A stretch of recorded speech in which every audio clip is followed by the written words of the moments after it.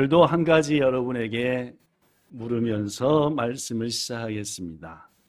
지금까지 신앙생활 하시면서 혹은 인생을 사시면서 자신의 인생과 신앙생활의 지표, 기준이나 방향, 목표로 삼고 있는 혹은 삼았던 성경 말씀이 있으십니까? 이제까지 신앙생활 혹은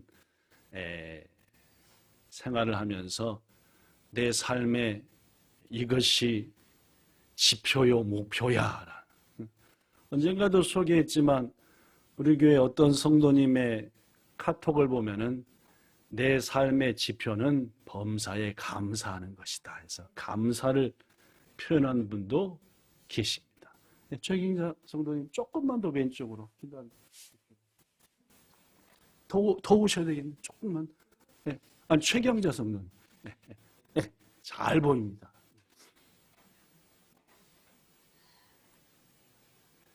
어떤 성도는 항상 기뻐하라. 이것을 자신의 삶의 지표가 되는 말씀으로 삼는 분도 계십니다. 그렇죠? 어떤 상황 속에서도 뭐하자? 기뻐하자. 또 어떤 성도는 모든 일에 감사하자. 그래서 자신의 삶의 지표가 되는 말씀을 범사에 감사하라 라고 삼고 계신 분도 계십니다. 또 어떤 성도는 작년의 말씀 등을 기억하면서 하나님을 뭐하자? 사랑하자. 하여튼 오로지 내 인생의 목표는 하나님 사랑이다. 이런 분도 계시죠. 이렇듯 우리들의 인생 속에서 신앙생활 속에서 성경 말씀을 신앙과 삶의 지표로 삼고 계신 여러분, 여러분이 가진 그 지표의 말씀을 통해서 하나님께 큰 기쁨을 드리시기 바라고, 또 그 말씀의 능력이 여러분에게 평생 함께 하시기를 축복합니다. 만약 난 지표가 없었어요 라고 계신 분이 있다고 한다면 오늘 설교 말씀을 통해서 부디 하나님의 말씀 중에 삶의 지표를 삼고 사셔서 하나님께 영광을 돌리는 것은 물론 그 말씀의 능력도 체험하시기를 축원합니다. 우리가 아는 믿음의 선배들 중에는 말씀의 지표를 삼고 산 분들이 상당히 많았습니다. 그 중에 여러분에게 오늘 한 사람을 소개하고자 하는데 그 사람의 이름은 바울입니다. 바울은 성경 말씀을 통해서 쭉 볼 때 두 가지 성경 말씀의 지표가 있었습니다. 보통 어떤 사람은 한 가지요, 난 두 가지요 하겠지만 바울에게는 두 가지 신앙과 삶의 표대, 지표가 있었죠. 첫 번째, 뭐이냐? 이것은 예수께서 바울을 부르신 이유기도 하는데 직접 예수님한테 들은 게 아니라 바울이 아나니아 해봅시다. 아나니아 시작. 라는 하나님을 믿는 사람을 통해서 들은 말씀입니다. 어떤 말씀이길래 그의 지표로 삼았느냐? 사도행전 9장 15절에 보면은 예수 믿는 사람들을 잡아 박해하러 가던 사울 앞에 주님께서 나타나셨죠. 그리고 그의 눈을 보이지 않게 했습니다. 그 눈을 뜨게 하고 그에게 예수님의 말씀을 대신 전한 사람이 아나니아입니다. 뭐라고 전했느냐? 이렇게 전했습니다. 사도행전 9장 15절 시작.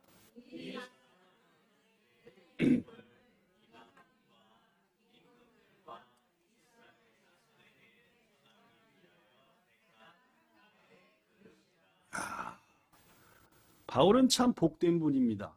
선지자를 통해서, 믿는 사람을 통해서 자신이 왜 예수를 믿게 됐는지를 알았으니까 얘기죠. 사명입니다. 그렇죠? 너는 이방인과 임금과 이스라엘 자손에게 예수라고 하는 이름을 전하기 위해서 택한 내 그릇이다라는 사실.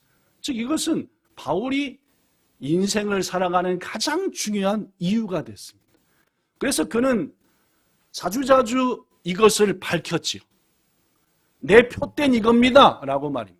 예를 들면 로마서 1장 1절에 보면은 로마 교회에 편지를 쓸 때도 자기의 삶의 좌우명이 뭔지, 지표가 뭔지를 밝혔지요. 예수 그리스도의 종 바울은 사도로 부르심을 받아 하나님의 복음을 위하여 뭘 받았다? 난 그런 사람이다. 내 인생의 목표는 당신들 로마 교회 사람들에게도 세상 누구에게도 예수님 전하는 거다. 오늘 본문 바로 앞에도 바울은 에베소 교회 장로들한테 자신의 표대를 고백합니다. 내가 달려갈 길, 주 예수께 받은 사명, 즉 하나님의 은혜의 복음을 증거하며 증언하는 일을 마치려 하면은 내 생명조차도 조금도 뭐하지 않는다? 귀한 것으로 여기지 않겠다. 저는 물었습니다, 여러분에게. 인생을 살면서 신앙생활하면서 표대로 삼고 있는 말씀이 있으시냐? 바울은 바로 이 사명을 자신의 표대로 삼았습니다. 이 시간 함께한 여러분, 하나님께서 우리를 부르신 이유도 바울처럼 사명을 맡기시기 위해 부르셨습니다. 여기 계신 여러분 대부분은 이미 여러분의 사명이 뭔지도 알고 계십니다. 부디 그 사명을 표대로 삼으시고 바울처럼 감당하여 하나님께 영광 돌리는 인생 되시기를 축복합니다. 저는 바울이 두 개의 표대를 갖고 있다 했지요. 첫 번째 표대는 지표는 소개했습니다. 두 번째 표대가 뭘까요? 이 두 번째 것은 예수님이 말씀하신 것으로서 아까가 사명의 지표였다고 한다면 이 두 번째 것은 삶의 지표였습니다. 난 이렇게 산다. 주님이 말씀한 대로 이렇게 살겠다. 뭘까요?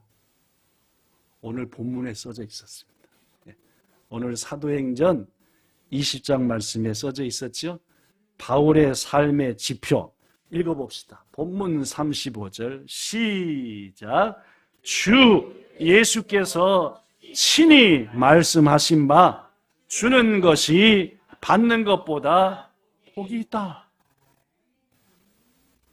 여러분, 바울은 평생 받는 것보다는 주는 삶을 살기를 원했습니다.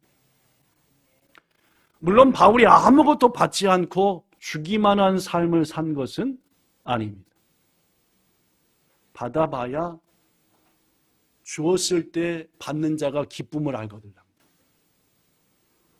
그는 성도들로부터 사랑도 받았고 지쳤을 때 위로도 받았고 때로는 교회와 성도들이 보내준 선교비와 기도도 받았습니다. 감사로 받았죠. 그래서 감사하다는 편지를 곳곳에 쓰기도 했습니다. 그러나 그의 삶의 중심은 역시 받는 쪽에 있지는 않았습니다. 주는 쪽에 있었죠.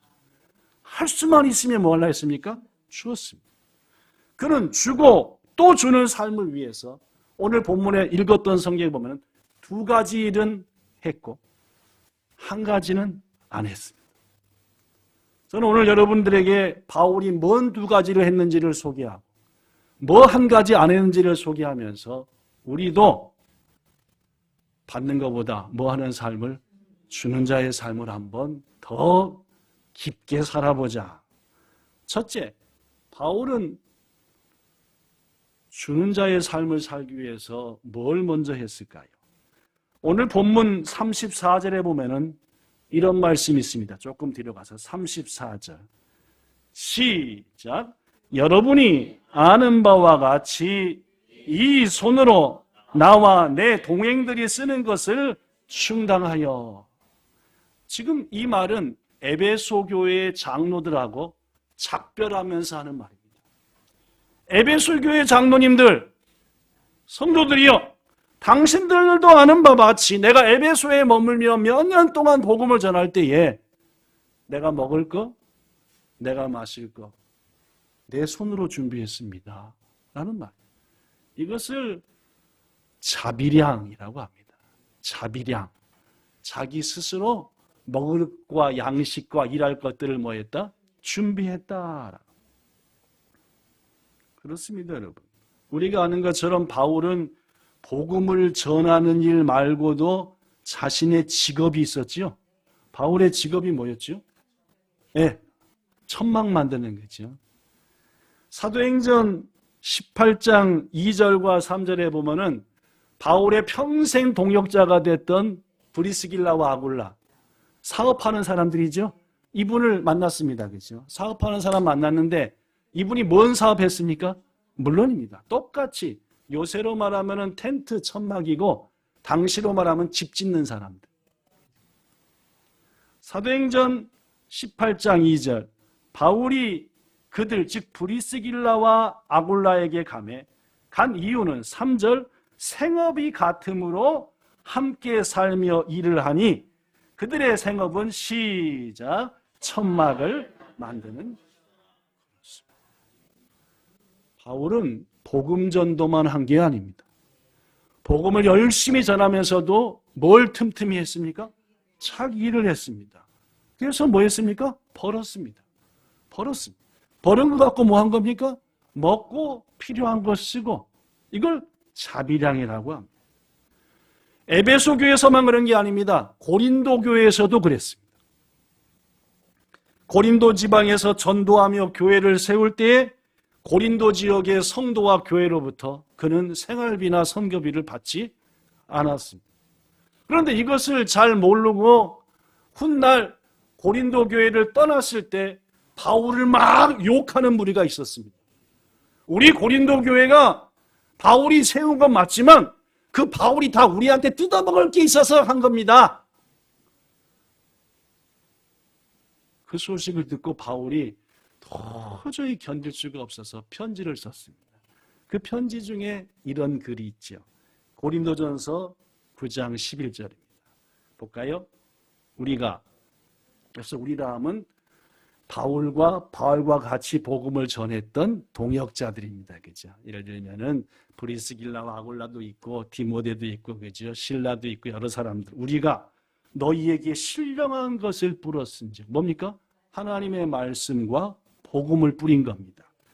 너희의 육적인 것을 거두기로 과다하겠느냐? 즉 너희들을 향해서 복음의 씨앗을 뿌렸고 사랑을 뿌렸으니까 너희들이 그러한 우리들을 위해서 밥도 좀 주고 그리고 생활할 수 있도록 섬기고 하는 것 당연한 일이 아니냐 그 말입니다. 뭔 말씀 알겠죠? 그죠?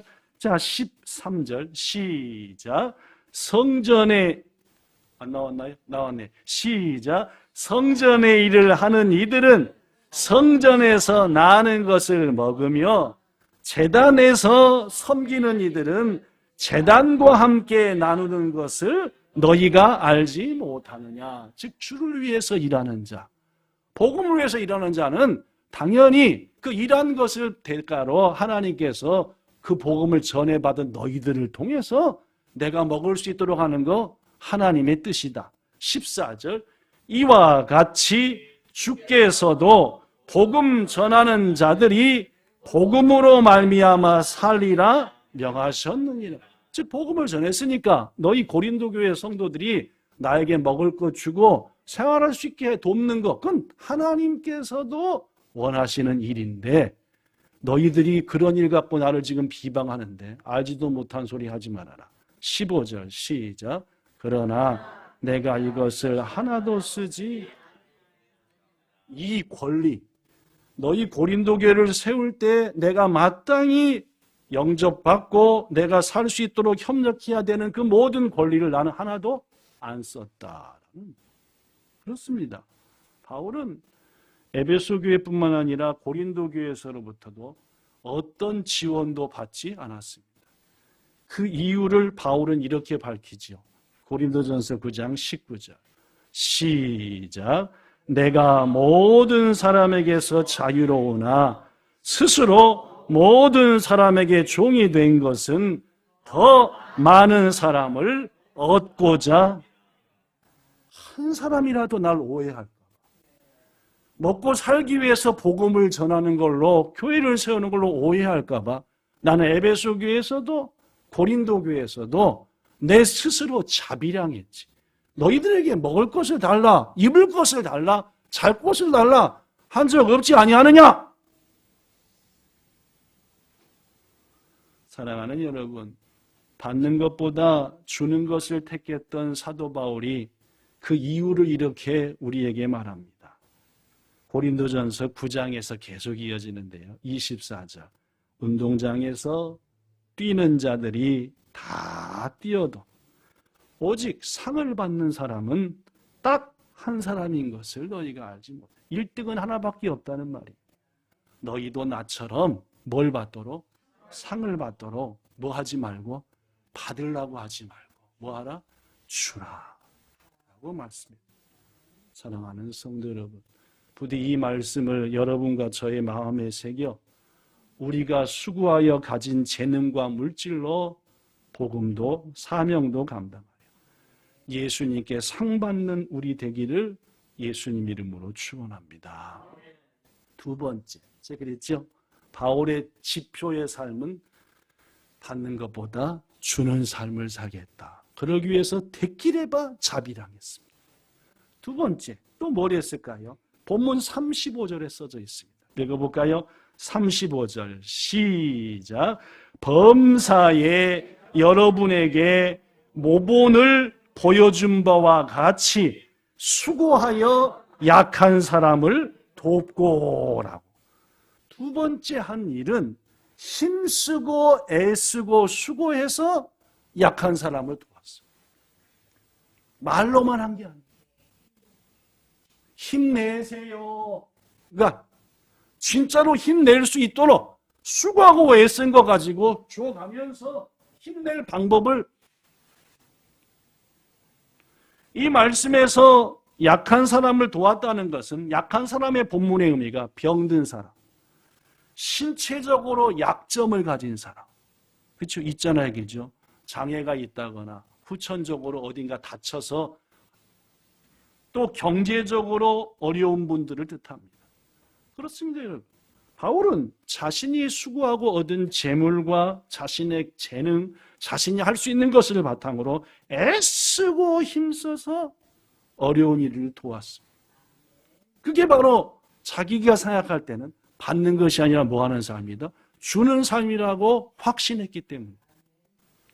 여러분, 곰곰이 생각해 보면은 예수님의 제자들이 예루살렘 교회, 첫 교회를 세운 다음에 그 교회가 가장 심혈을 기울여 한 것이 뭐였습니까?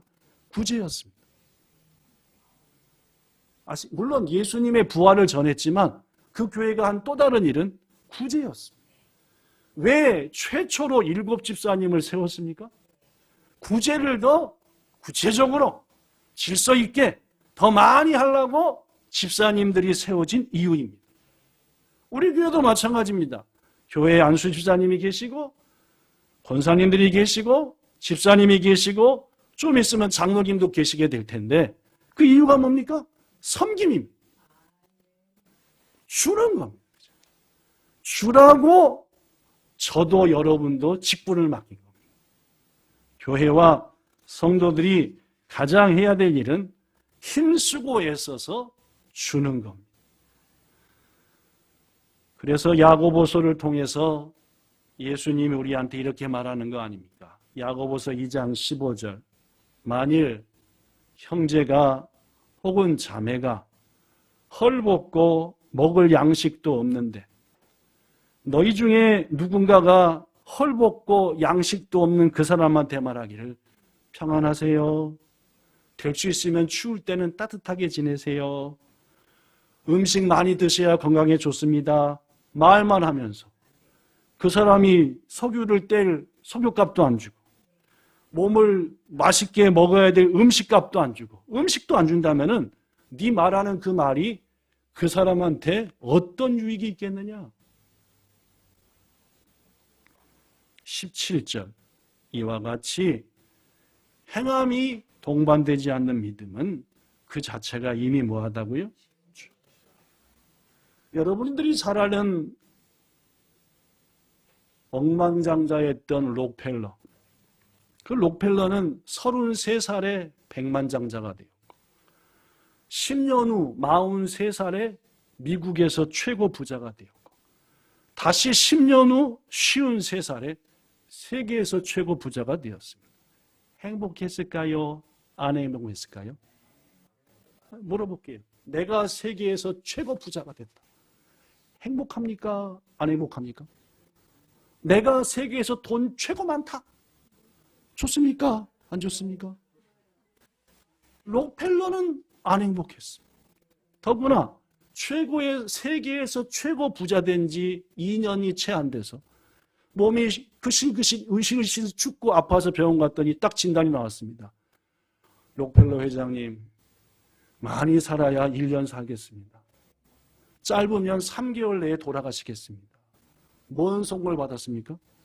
사형선.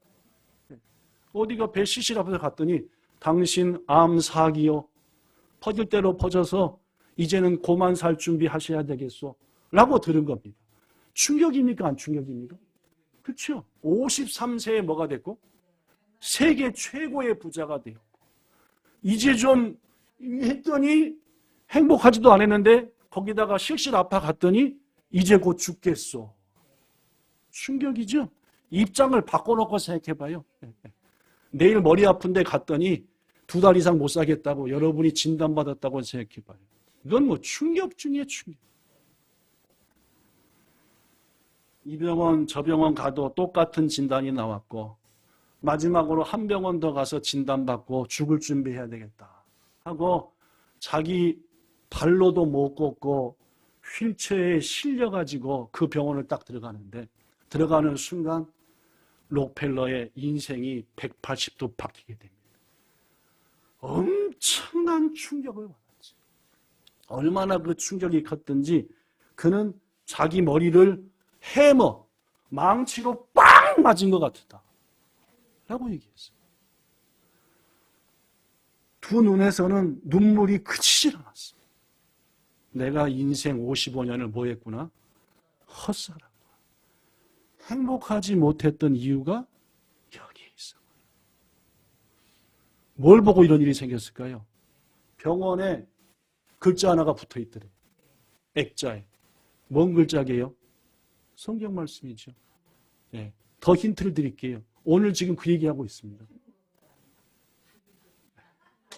주는 것보다 받는 게 낫다고요?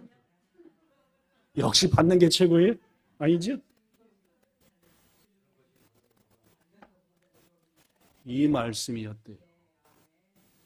망치로 맞은 것 같은 그 충격, 두 눈에서 한없이 눈물이 흘러내리는 이 충격을 이 말씀을 보고 받았대요. 작년에 한국에 갔을 때 여러분이 잘 아는 한경수 목사님이 섬기던 교회 갔는데 이 말씀이 붙어 있더라고요. 내년도 우리 본향교회는 이런 교회가 돼야 되겠다는 소망을 그 말씀 보는 순간 팍 기도하고 준비하다가 오늘 여러분에게 말씀 전합니다. 사랑하는 성도 여러분, 록펠러는 한없이 울었고 내가 세계 최고의 부자가 되었지만 받는 것만 즐겨했지 쌓는 것만 즐겨했지 뭐 하는 건 안 했구나. 주는 건 안 했구나. 잠시 후 아무것도 안 들리고 그 말씀 앞에 얼떨결했던 이 록펠러에게 이런저런 얘기가 들려왔습니다. 뭔 얘기인가 봤더니 병원 측과 한 소녀의 환자가 다투는 거였습니다. 병원 측에서는 뭐라고 얘기하고 치료비를 갖고 오지 않으셨으니 못 치료해 드립니다. 먼저 치료비를 준비해 오세요. 아주머니 같은 분이 한두 분이 아닙니다. 어머니는 뭐라고 얘기하고 내가 뭘 해서라도 치료비를 준비해 올 테니까 먼저 내 딸내미 이 소녀를 뭐 해주세요? 그 얘기가 들려요. 그 순간 록펠러는 즉시 행동했습니다. 자신의 비서에게 누구가 한지 모르게 저 소녀의 치료비가 얼마나 드는지 빨리 가서 얼마 후 그 소녀는 치료받아 완전히 회복되었고 자신 역시 그 병원에서 치료받으면서 그 소녀를 몇 번 지켜봤던 록펠러가 소녀가 완전히 회복된 것을 보고 얼마나 기뻤던지 그의 자서전에서 이렇게 고백했답니다. 시작.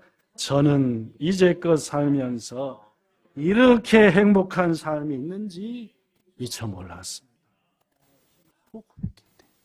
성도 여러분, 그리고 록펠러는 자신에게 남겨진 일과 몇 개월밖에 안 되는 삶을 전부 다 주자 하면서 주면서 살기로 작정을 하고 그때부터 주기 시작했습니다. 여러분, 세계 최고의 부자가 주는데 1년 걸렸을까요? 몇십 년 걸렸을까요?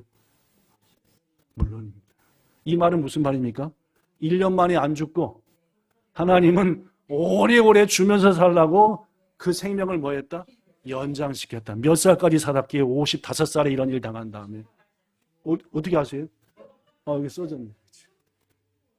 98살 때까지 살면서 주고 또 주고 또 주고 또 주고. 록펠러의 인생 55년은 불행한 인생이었어요. 행복하지 않았습니다. 그가 말합니다. 그러나 그 후에 40년 넘는 인생은 너무너무 행복한 인생이었어요. 이유가 뭡니까? 주었기 때문에. 사랑하는 여러분, 록펠러처럼 소개한 바울처럼 힘쓰고 애쓰고 수고하여 얻은 재물과 실력으로 어렵고 힘든 사람을 도와 어차피 여러분과 저가 가진 게 하나님께로부터 거저받은 것이 나누셔서 지금부터 인생이 이제까지보다도 훨씬 더 행복하시기를 예수님 이름으로 축복합니다. 마지막 세 번째, 저는 2가지는 하고 1가지는 안 했다 했습니다.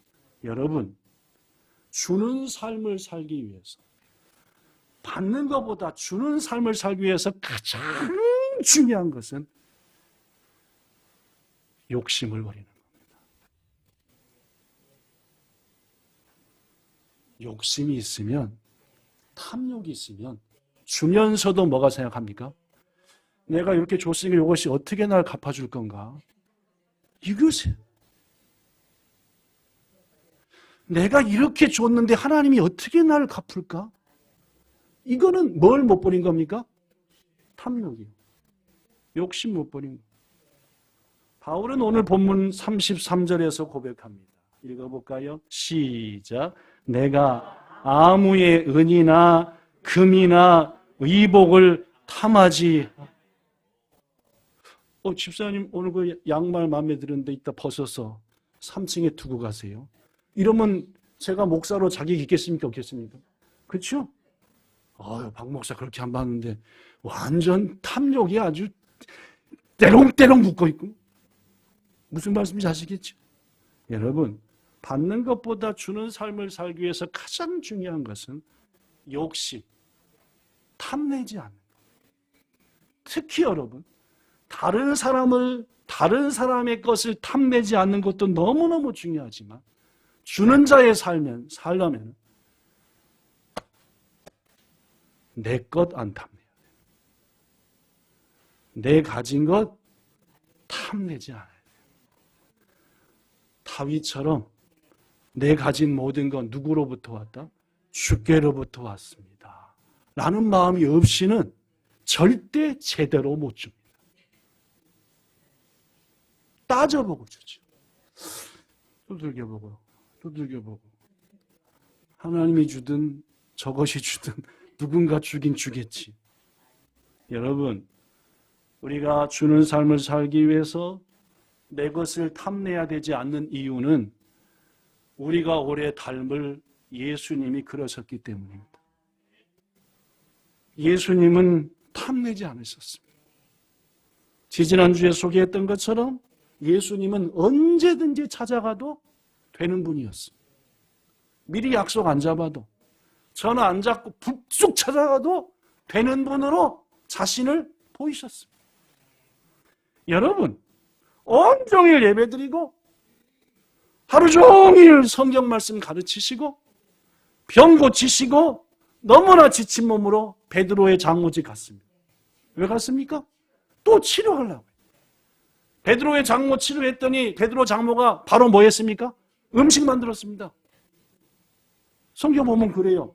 바로 너무 예수님이 지쳐 보이니까 사위 베드로를 기도해서 피죽도 못 먹은 사람처럼 너무 힘들어 보이니까 대접하려고 준비했습니다. 어쩌면 예수님의 마음 한구석에 오늘은 이걸로 끝나고 베드로 장모가 맛있게 준비하고 먹고 푹 자고 내일 다시 힘내서 일하자라고 생각하셨을지도 모릅니다. 그때 누가 찾아왔습니까? 아니 2주 전에 설교를 주권사님만 들었습니까? 그때 누가 찾아왔습니까? 병든 자들이 바글바글 안 찾아왔습니까? 한꺼번에 묶어놓고 물러가 치료할지다! 그렇게 했습니까? 한 사람 한 사람 안수했다 그랬지요? 그게 사랑이거든요.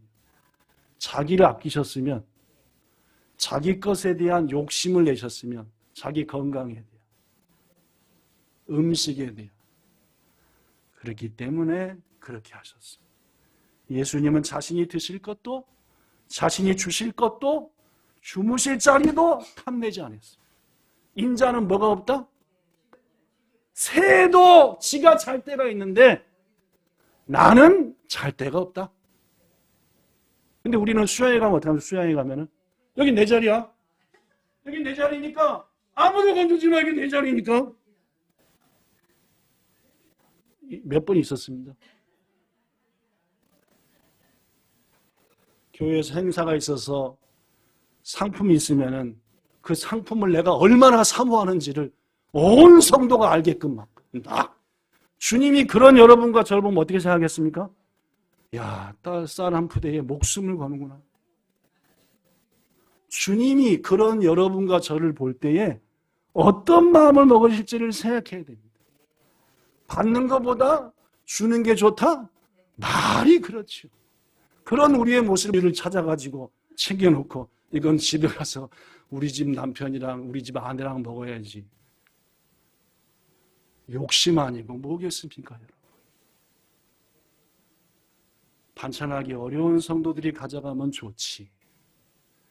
쌀 사기도 어려운 성도들이 승리해서 가져가면 좋지. 이런 마음이 예수님의 마음이고 우리들이 닮아야 될 마음이 아니겠습니까? 예수님께서는 하늘 보좌도 천국의 영광도 안 탐냈습니다.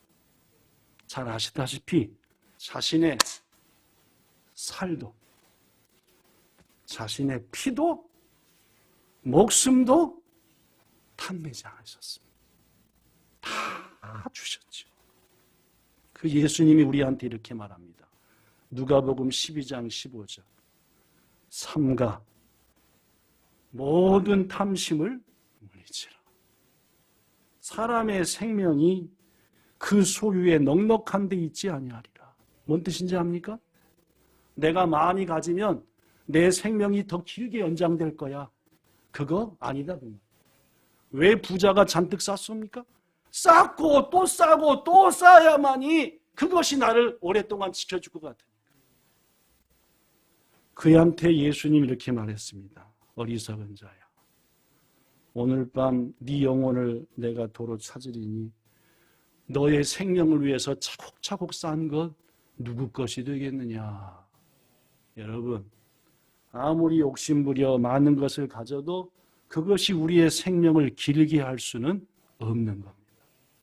고로 우리는 줘야 됩니다. 쌓으려고 하지 말고 록펠러처럼 줘야 행복이 옵니다. 줘야 오래 삽니다. TV에 유명한 사람 막 죽거들랑 덜 줬구만. 그렇게 생각하면 거의 맞는 겁니다. 나중에 박 목사가 몇 살에 죽었는가 여러분이 딱 했을 때 목사님 주라고 난리치더니 빨리 죽은 거 보니까 오지게 안 줬구만. 그 딱 맞는 겁니다. 말씀 마칩니다. 오늘 예수님의 메시지는 분명합니다. 따라합시다. 주는 것이 받는 것보다 복이 있다. 자, 이번에는 여기다가 가슴에다 새겨봅시다. 받는 것보다 주는 것이 복이 있다. 시작. 받는 것보다 주는 것이 두 번 더 합시다. 자기한테 하면 자기한테 시작. 받는 것보다 주는 것이 복이 있다. 마지막 시작. 받는 것이 주는 것.